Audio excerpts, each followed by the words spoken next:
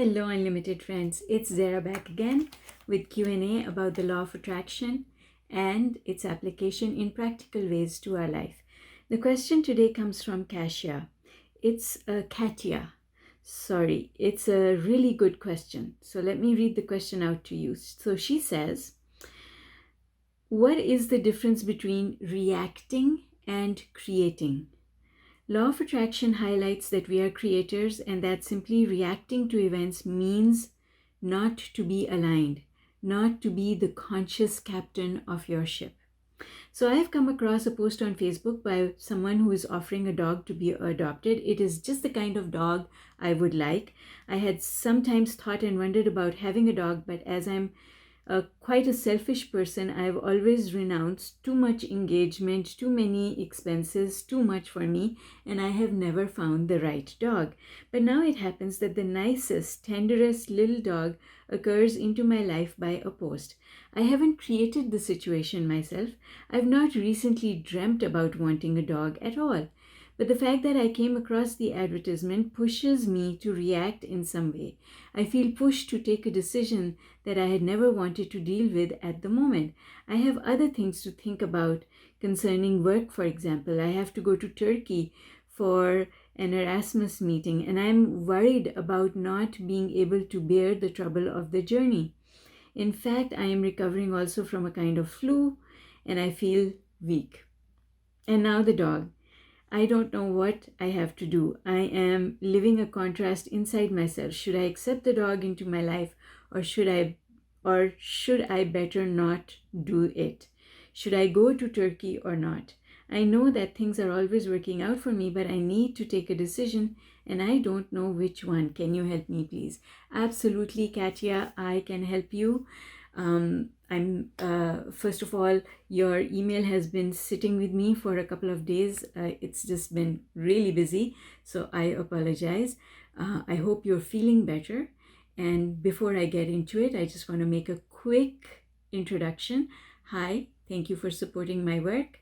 My name is Zara Mahoon. I am a mindset and manifesting expert and a transformational coach. I am also the author of 16 books on the subject of law of attraction. This YouTube channel is my hot seat, so if you have a question about the law of attraction, you can send it to me through my website, zmahoon.com. All right, so Catia, here's the thing.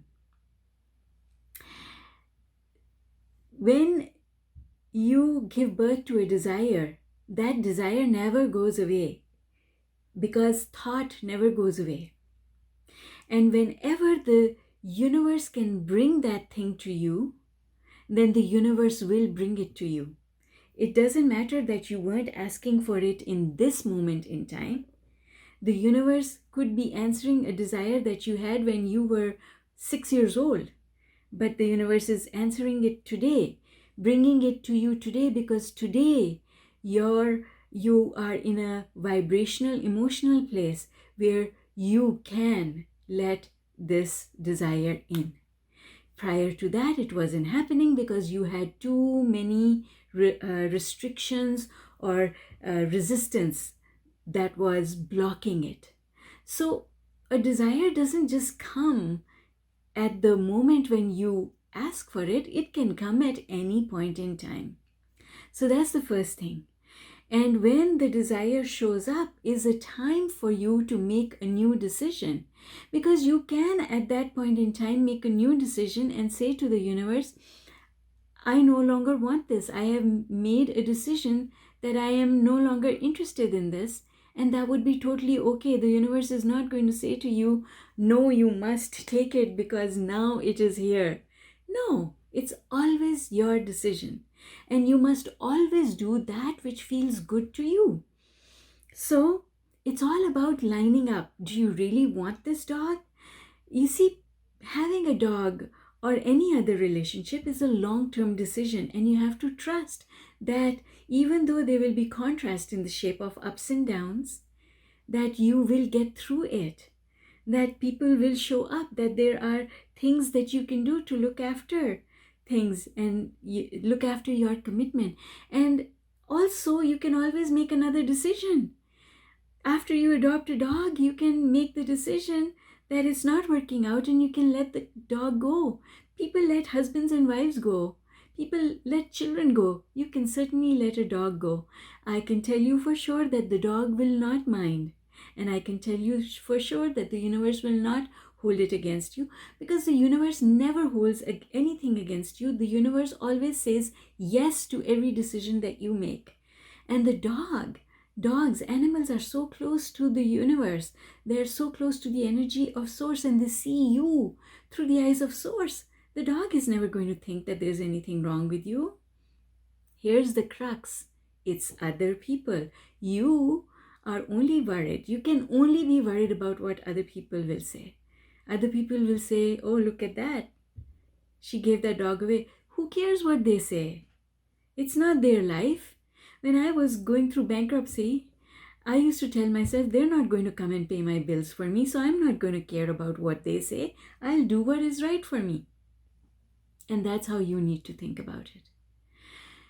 See, here's the thing. If you say yes to the dog today, then you have to trust that it's okay to say yes, and the path will unfold and you will make new decisions.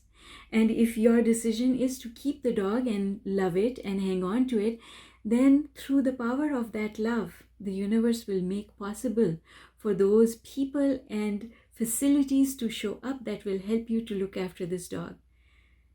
Everyone, people who have dogs, they travel. I travel. I have a dog. I send my dog to a kennel. She loves it. She has such a good time there. She plays with other dogs all day. And then she comes home.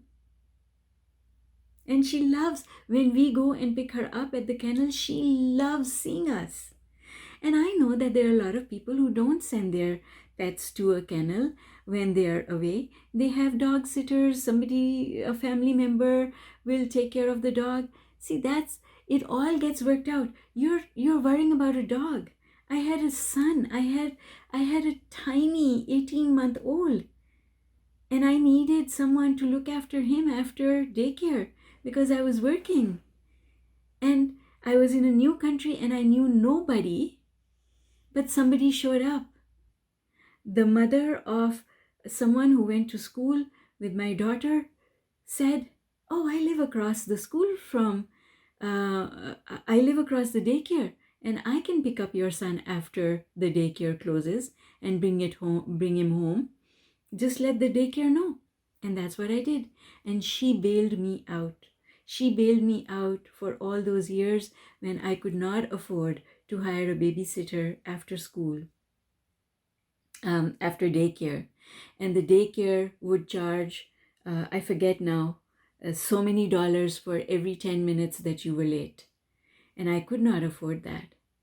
So a means for me to look after. The universe brought this woman into my life. I didn't know anyone in Canada. I was new, right? And so the thing is, when you trust that the universe will look after you, then a way for it to happen will occur. But also, the universe says you are allowed to change your mind.